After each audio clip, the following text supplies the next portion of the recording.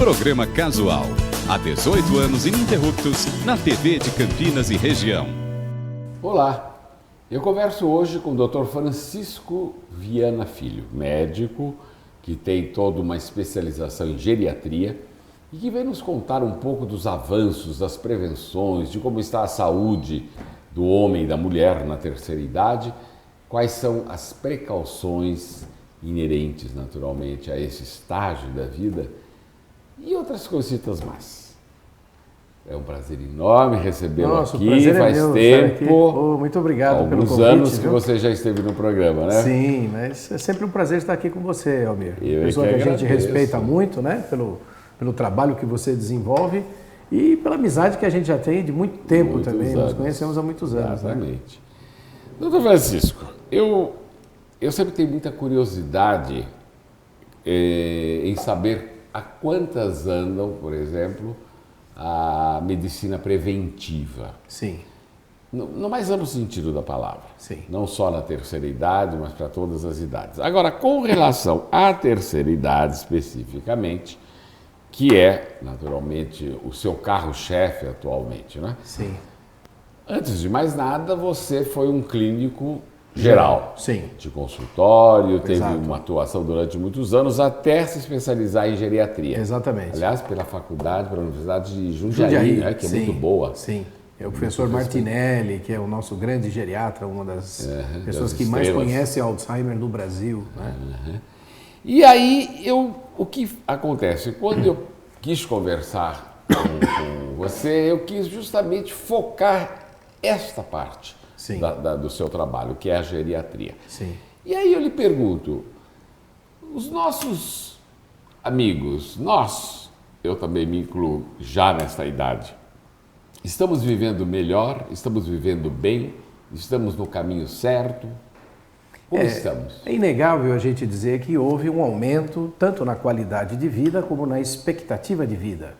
Nós temos dois índices, né? O índice cronológico, aquele que marca na carteirinha, né? no RG. Nasceu tal ano de tanto. E o índice biológico, que é aquilo que você se apresenta dentro da idade que tem e que pode ter. Mas aí é uma idade celular? Ela é uma idade celular e nuclear, porque nós temos toda uma interação entre o núcleo da célula e fora da célula, para que o organismo trabalhe no que nós chamamos no equilíbrio, nós chamamos esse equilíbrio de homeostase. Então, homeostase diz que você pode reagir bem a todos esses fatores de estresse, o estresse eletromagnético, a poluição, o estresse emocional, que é gravíssimo hoje em dia, né? Todas as pessoas sofrem, e isso afeta a imunidade, a psico, neuro, endócrino, imunologia, quer dizer, a mente trabalhando ao nível de alertar e também de causar enfermidades, né? Nós vemos que é inevitável que o ser humano tenha essa capacidade de viver mais e melhor. Mas aí a gente tem aquela pergunta, como? Exatamente. Como? Não sabemos. Existe um livro muito interessante, Beckett, chamado Stopping the Clock. Isso já é um livro final dos anos 90, em que se deu muita atenção à longevidade com saúde. Nós chamamos isso a geriatria preventiva. O anti-aging, que se fala nos Estados Unidos, e na Alemanha se chama reverse aging. Quer dizer, você está envelhecendo bem com saúde, mas você pode ganhar alguns anos a mais. Então, o que é que a gente precisa? Você sabe, cabeça boa, fundamentalmente, coração está funcionando bem, as emoções equilibradas, fundamental. Uma boa dieta, se possível, fazer uma ginástica, um exercício, um esporte que goste, naturalmente. E também cuidar da imunidade. Você falou que você tomou vacina, a gente acha que se a pessoa sente-se bem tomando a vacina, pode tomar. Tem outras pessoas que têm reações vacinais. Essas constituem as pessoas hipersensíveis, a gente trata de outra forma. Mas a geriatria preventiva, Almir, aquilo que nós estamos discutindo, né? Ela vem lá dos anos 50 na Alemanha, onde os alemães inventaram uma chamada terapia celular. O que eles descobriram? Isso foi o Nihans, em 1890, descobriu que tirando uma célula de um ser vivo e injetando no outro ser vivo, em determinados casos aquilo regenerava, mas causava muitas reações. Mas ser vivo, quando você se pode refere, ser um são animal, animais. Pode ser um animal. Porque do ser humano isso eticamente não é compatível e nem possível. Parece né? que havia essa utilização das células de cavalo Pode ser? Estou enganado. Não, a gente usa-se, né? Uma cepa homogenética de carneiros, Carneiros, perdão. ovinos e bovinos. Tá certo. Tá? Então, por quê? Tem muita similaridade imunológica com o ser humano. Não há reação. E um alemão, um tal de Dr. Teurer, ele descobriu o que dava sensibilidade àquela membrana que fica em volta das células, onde estão os receptores, os anticorpos, as toxinas. O que ele fez? Ele inventou um método de dissolver aquilo, chamamos isso de lisados, porque ele lisa a célula e aproveita a nutrição celular. Se você tem um problema do olho, entre aspas, você toma olho com mais uns produtos minerais, com vitaminas, com produtos ortomoleculares, fazendo uma composição de regeneração celular. Mas isso é cientificamente, comprovado e aceito. Aceito. Existe uma sociedade chamada Sociedade Alemã para o Timoterapia. Eles utilizam o timo. Nós sabemos que o timo ele diminui, que não né? desenvolve. Exatamente. E eles utilizam esse extrato de timo e tem já trabalhos publicados no mundo todo, então em todos os congressos, é a chamada terapia biocitoplasmática, que é uma coisa do rejuvenescimento, importante. A outra é a terapia hormonal, né? Eu vou só citar para você como é difícil, mas quando acerta é uma maravilha, porque a gente não quer dar hormônio para todo mundo, nem de todo jeito. Mas se você desconfiar que uma pessoa, por isso está de mau humor, vem cronicamente envelhecendo com mau humor, e fica irritado, xinga os outros, né? Fica mal educado pela irritabilidade, o que não é muito bom, ele tem um déficit de um hormônio lá na pontinha, e não no final, chamado pregnenolona. Pregnenolona é o hormônio do bem-estar, da boa vida. Da alegria. Protege contra a diabetes, protege o envelhecimento, protege o estresse oxidativo, que são esses radicais livres que a gente está combatendo o tempo todo, né? Promove bem-estar da pele, do sistema nervoso. Ele é também um protetor contra o Alzheimer. Então você vai falar, precisa dar pregnenolona para todo mundo? Não.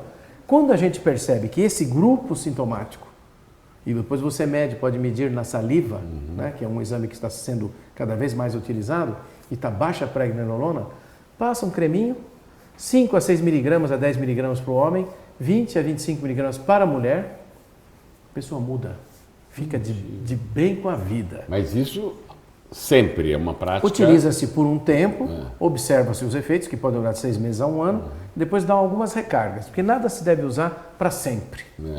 Sempre na boa medida, né? Agora, essas especialidades, digamos, que são recentes no mercado, né, da saúde, no segmento da saúde, elas não têm contraindicação? Porque às vezes as pessoas têm resistência. Mas eu não vou tomar isso, eu não sei se vai me fazer bem, será que eu posso, será que eu não posso? Como é que se mede isso? O bom senso é o critério, né? Um médico que é geriatra, né? Inclusive a Sociedade Brasileira de Geriatria, ela não é tão favorável ao termo anti-aging, inclusive tentou até proibir, etc. É assim, uma coisa dialética, né? Por quê? Porque eles acham que você deve envelhecer, mas a nossa visão é que deve envelhecer bem, com saúde e, se possível, prevenir lá na frente os problemas que hoje podem ser causados. Então, essa faixa do idoso saudável, que a gente chama de senescente, é contra aquilo que é o idoso doente, que eu também faço os meus plantões e trabalho em casas geriátricas de terceira idade, Alzheimer, que é o senil. Então, essa ponte entre o senescente, que é o consciente, aquele que está bem, você fala, nossa, você está cada dia mais jovem, né? Esse é o nosso objetivo, tentar... Para que ele lá na frente não fique... Nem com Alzheimer, nem com degenerações, nem com obstruções, perder o S, que é o social, e perder o L, que é a liberdade. Quer dizer, isso é fundamental. O Alzheimer, por exemplo, ele dentro de uma média, qual é a incidência? A gente está vendo que a incidência está aumentando, ela pode ter... E por quê? Vários fatores contribuem, né? Às vezes é um grande professor universitário também está com Alzheimer, a gente conhece, sabe, ou uma senhora simples. As causas são múltiplas, porque o Alzheimer é muito interessante. Dentro do neurônio há uma modificação e fora do neurônio há a placa senil. Então ele tem um processo que a gente falava da célula e do núcleo, que afeta os dois. Então, eles acreditam que a principal seria a falta de oxigênio no cérebro, a hipóxia, né? Por isso a gente utiliza oxigenoterapia ionizada para prevenir. E depois, acúmulo de metais pesados, tóxicos ambientais. Através de ingerência, de ingestão crônica. Isso vai depositando no sistema nervoso. Vai ficando acumulativa. E isso causa as placas senis. E outro é o fator chamado fator trófico do neurônio. O neurônio ele precisa ter esse hormônio trófico, né, para ele estar sempre em atividade. Se isso abaixa, né, já é um sinal que está havendo algum processo degenerativo, que a gente só vai perceber por uma ressonância magnética, um estudo detalhado do paciente, ou quando perde a cognição. Fica assim. Aí já é impossível. Já é uma coisa irreversível. Irreversível. Doutor Francisco, o que fazer então? Vamos aos finalmente, porque o nosso tempo infelizmente é escasso. O que fazer? Olha, a primeira coisa, aquilo que eu falei para você... O que uma pessoa deve fazer? Todo mundo tem que procurar um geriatra? A gente aconselha, após os 40 anos, pelo menos dar uma passada. Porque a geriatria começa nos 60, mas a prevenção começa aos 40.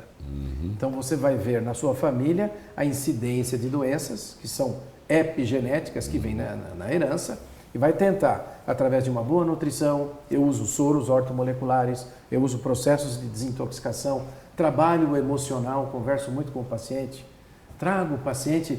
Mas a sua medicina não é através da alopatia? Nós usamos alopatia também, né? Eu sou geriatra normal, inclusive utilizo bastante alopatia nas casas geriátricas onde eu vou. Mas eu procuro utilizar mais ortomolecular e terapias mais suaves na prevenção. Então aí depende do indivíduo. Cada um tem o seu sapatinho de Cinderela. Então tem a sua receitinha, né? E depois a gente vai tentar diminuir a carga de medicamentos alopáticos, né? Tentar que isso é muito importante dessobrecarregar também, né? o organismo. Mas em tese pode-se envelhecer menos, não cronologicamente, mas biologicamente e saudavelmente. Exatamente. É nosso objetivo, né? É o objetivo de todo médico que o paciente dure bastante, porque nós gostamos do nosso paciente e nós queremos que ele fique saudável o mais tempo possível. Agora, a média de longevidade aumentou um pouquinho. Aumentou. Nós aumentamos mais ou menos de 5 a 10 anos nos últimos 7 anos. E você vê que, por exemplo... Qual é a perspectiva? Perspectiva, a gente chegar no Brasil, nos próximos 20 anos, aos 90 anos, mais ou menos. 90, 92, por aí. Onde já existem países da Europa que chega aos 100 anos, né? No Japão, 120, por exemplo. Mas a perspectiva a longo prazo não seria mais do que 100 anos, né? Alguns dizem 150, né? Agora, 150 é duro, né? Porque muito pagar duro. muito NPS, né? Tá ótimo. Francisco, muito obrigado por ter vindo. Eu que agradeço. Eu agradeço muito. Eu conversei hoje com o Dr. Francisco Viana Filho, geriatra, e que fala, vocês viram com muita propriedade, sobre a prevenção para que você tenha uma saúde pelo menos muito melhor do que aquela que você teria se você não tivesse usado esses métodos que são novos, revolucionários, bons, sem muito esforço. Eu acho que é por aí o caminho. E aí você vai poder ser mais feliz, não é bom?